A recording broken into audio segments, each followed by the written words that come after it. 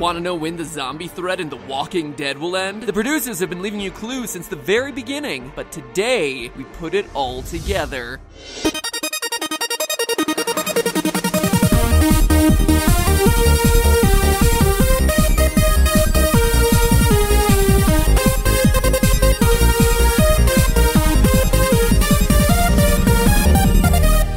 Hello, Internet! Welcome to Film Theory, the brainiest YouTube series dedicated to film and TV, which, unfortunately, makes us a prime target come the zombie apocalypse. So you can bet I've been watching The Walking Dead, taking notes on how to survive in the event that happens. Over 6 seasons, The Walking Dead has remained the biggest show on television by constantly reinventing itself. Like in Season 2, when Rick and Carl sought refuge at a farm. At first, Herschel and Rick didn't get along, but after a while, they came to understand one another. Everything was great until zombies raided the farm, forcing Rick and Carl to flee. Or like the time in Season 3 and 4 when Rick and Carl sought refuge at a prison. At first, the prisoners and Rick didn't get along, but then after a while they came to understand one another. Everything was great until zombies raided the prison, forcing Rick and Carl to flee. Or like the time in Season 5 and 6 when Rick and Carl sought refuge in Alexandria. At first, Rick and the Alexandrians didn't get along, but after a while they came to understand one another. Everything was great until zombies raided Alexandria, forcing Rick and Carl to, maybe I was a bit too hasty saying reinventing itself. All ribbing aside though, are Rick, Carl, and the rest doomed to reenact the goriest version of Groundhog Day over and over again until they get careless and wind up trapped under a dead man in a zombie swarm?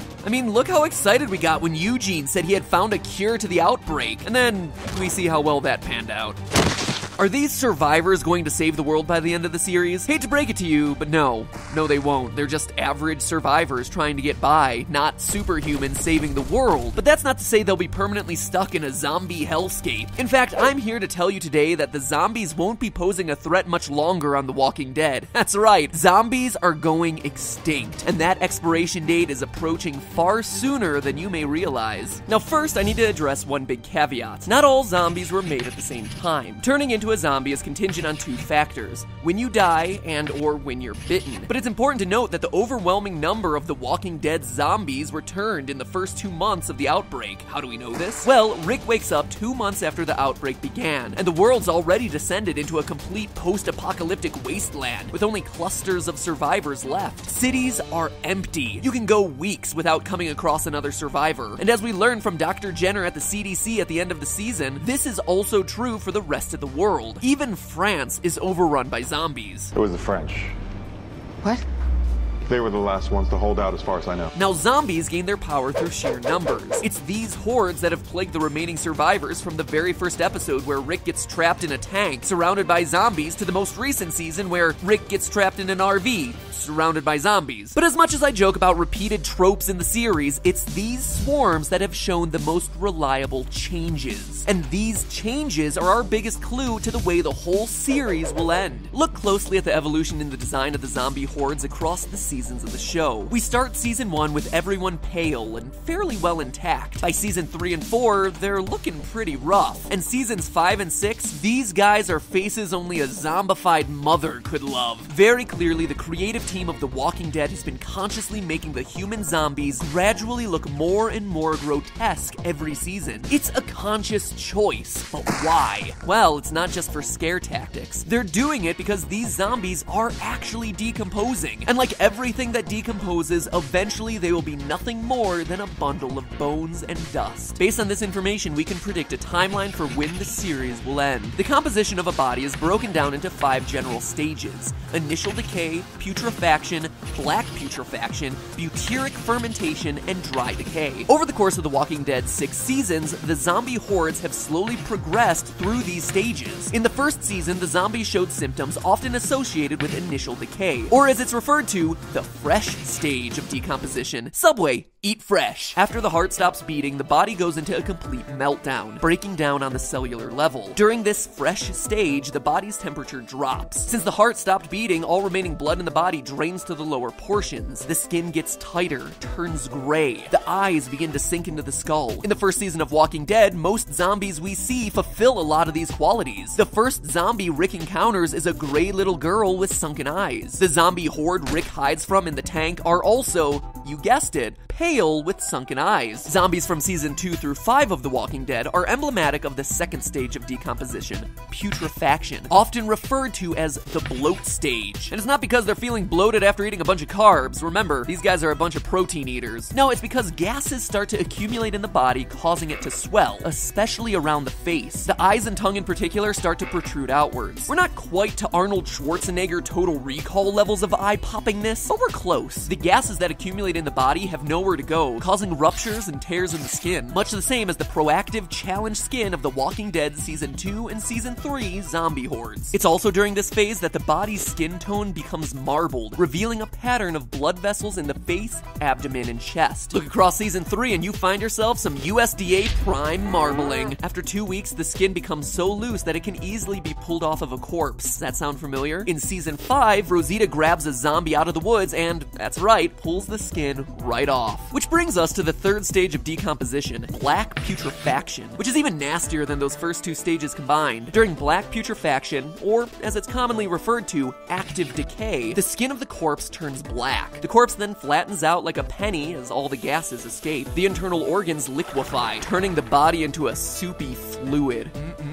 Coming soon to an overpriced Whole Foods near you. Hey, it's organic, alright? In the past 6th season of The Walking Dead, zombies show clear signs of finally entering this third stage of decomposition, showing black discoloring of their face and torso. You can also see, or not see, that the eyes of many of these zombies have completely liquefied, leaving black empty chasms in their place. After this stage, things get pretty dull. During the 4th stage, butyric fermentation, aka advanced decay, the body and all remaining flesh dry out. And then finally, during the 5th stage, dry decay, all that remains of the body is just the bundle of bones. Now, you loyal theorists may be wondering, how do you time these post-mortem changes? It's not like people just lay bodies out in an open field and then watch them slowly decompose, right? Well, actually, that's exactly what happens. They're called body farms, but instead of growing plants, vegetables, or fruit, forensic investigators plant dead bodies and then watch them decompose over time. Which, little known fact, is 10 times more exciting than watching Season 2 of The Walking Dead.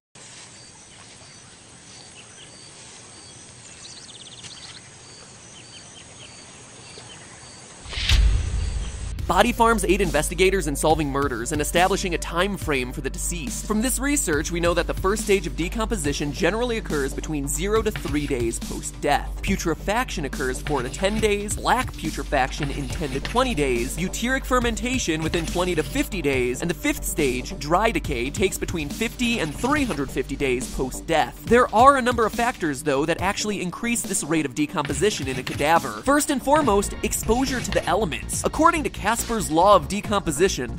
Wait, are you serious? Casper. Casper like the friendly ghost. Who comes up with these names? Scientists, real talk. I love the nerdy, tongue-in-cheek naming conventions that you use, but sometimes it's really hard to take you seriously when you're naming laws after children's cartoon characters or proteins after Sonic the Hedgehog. Anyway, Casper's law of decomposition states, quote, that a body left in the open air decomposes twice as fast as if it were immersed in water and 8 times faster than if it were buried underground, end quote. So those zombies, just by rising up out of the ground, have increased their rate of decomposition 8-fold. The second key factor here is temperature. Heat accelerates the rate of cellular breakdown and increases the rate of putrefaction. The hotter and more humid the temperature, the quicker the body will decompose. So obviously, the zombies on the show aren't decaying at the rate of a typical human body. But what exactly is this zombie decay rate? The Walking Dead up to Season 6 has taken place over 552 days since the zombie outbreak began. A typical human cadaver would have decomposed twice over, at least, at this point. So given that Season 6 depicts zombies in the latter days of black putrefaction, blackened skin, liquefied organs, which tends to happen around 20 days post-death in a normal cadaver, we can use this as correlative evidence to predict when complete zombie decay will occur. If 20 days equals the typical amount of time for a cadaver to reach black putrefaction, and the same process for the Walking Dead zombies is 552 days, then using some simple math, 20 over 552 equals 50 over x, the unknown complete dry decay for a zombie, we can predict that the zombies will have completely decayed decayed in 1,380 days. This would be the complete life cycle of a zombie on The Walking Dead, which means that we still have 828 days, a little over 2 years, until the zombies become nothing more than just dried up bones. Now, I know what you're thinking. So what? 2 years? That's a really long time. Look what's happened in just a year and a half on the show. Plus, then the zombies would just be skeleton zombies. By then, The Walking Dead will be hiring Ray Harryhausen. Sorry, that was an obscure reference. Ray Harryhausen was a pioneer of stop-motion animation, and perhaps his most famous scene is a skeleton battle that happens in the movie Jason and the Argonauts. Now you know! It's one of those lesser-known pieces of cinematic history that definitely deserves some celebration, so worth mentioning here. But that being said, The Walking Dead isn't Jason and the Argonauts. The one thing that keeps the zombies going isn't their skeletal bodies, it's their brains. And it probably comes as no surprise that it's not just the external body that decomposes post-death, but internal organs do too. And so when in the decomposition timeline does the brain liquefy? Black putrefaction, the very stage the zombie horde is currently in. Rick doesn't have to shoot or stab a zombie in the head to kill it, he just has to wait for nature to take its course. Step 1, find another prison. Step 2, build a stronger fence. Step 3, profit. So how long should Rick expect to be a dirty camper? At the CDC in season 1, Dr. Jenner shows them the onset of a zombie. Per Dr. Jenner, zombies don't function on the entirety of their brain, just the brain stem. The frontal lobes, the neocortex, the human part, that doesn't come back. Thus, it's not even the entirety of the brain that needs to decompose, just the stem. In a typical cadaver at room temperature, this process would take a month tops. If 20 days equals the typical amount of time for a cadaver to reach black putrefaction, and this same process for the walkers is 552 days, then using the same formula, 20 over 552 equals 30 over x, the amount of time for zombie brain melting, the brains in zombies will completely melt in 828 days. Subtracting out the time that's already happened on the show, Rick and the gang only have to survive 276 more days until the majority of zombie horde brains turn to complete mush. However, this decay rate isn't accounting for the temperature, the humidity, or the exposure to the outside, all of which increase the rate of decomposition tremendously. So using Casper's law of decomposition, we can predict that this process will happen at least 8 times faster in the world of the show, which means that the survivors have a little over a month, 34 days, until the zombie brains turn into pea soup, and their lifeless corpses will be just that. Lifeless corpses once more. If that isn't enough, look no further than the show itself. This past season has been set over the course of 2 days. Never before has the show jammed so much stuff into a 48-hour period. Why would the show slow its timeline down so much? Because the creators themselves know that the zombies are on borrowed time. If you need more proof, look at the location, Alexandria, Virginia. According to the Köppen climate classification system, Alexandria is classified by hot, humid summers and has a subtropical climate. So you would think that the zombies would decompose quicker there, but remember, Rick and the gang came from Atlanta, Georgia, where seasons 1 through 4 were set, a substantially hotter and more humid climate. You think it's a coincidence that Rick and Carl are moving to colder temperatures? In Georgia, the zombies would probably have fully decomposed by now. The only way the writers can justify continuing the show is by A, slowing down the timeline to a halt, and B, moving the show to colder temperatures where zombies will decompose slower. So get ready for The Walking Dead Season 15 set over the course of 1 hour in a blizzard in Antarctica. Try as hard as you want, AMC writers, but there's no stopping the inevitable. It's not a question of if the zombies will go extinct, but a matter of when. Time is a zombie's biggest killer, and soon, time will end the zombie threat and The Walking Dead as we know it. But hey, that's just a theory. A film theory. And cut. And before you go, did you know that The Walking Dead has hidden references to the Roman Empire sprinkled throughout its various seasons? It's true. The parallels are actually fascinating. If you want to find out more, click here to check out a brand new video from my friends over at Wisecrack, where they're picking apart the series to uncover the deeper meaning hidden under its fleshy folds. In fact, here you go. Click their logo to check out the whole channel. If you're a fan of my theories, then you're gonna love their interpretations of all things pop culture, from The Matrix to Rick and Morty. So head on over and tell them Pat sent ya. They'll appreciate it. And finally, in case you missed it a couple weeks ago, here's a link to another theory I did on The Walking Dead, exploring how technically everyone on the series should be deaf. Not dead, deaf. It means Rick and the gang are literally the Walking Deaf. Badoom-ching. So there you go, some good options for you. And remember, guys, that's just a theory. A film theory. And cut. Carl to, maybe I was a bit too hasty saying reinventing itself. All ribbing aside though, are Rick, Carl, and the rest doomed to reenact the goriest version of Groundhog Day over and over again until they get careless and wind up trapped under a dead man in a zombie swarm? I mean, look how excited we got when Eugene said he had found a cure to the outbreak, and then we see how well. Want to know when the zombie threat in The Walking Dead will end? The producers have been leaving you clues since the very beginning, but today, we put it all together.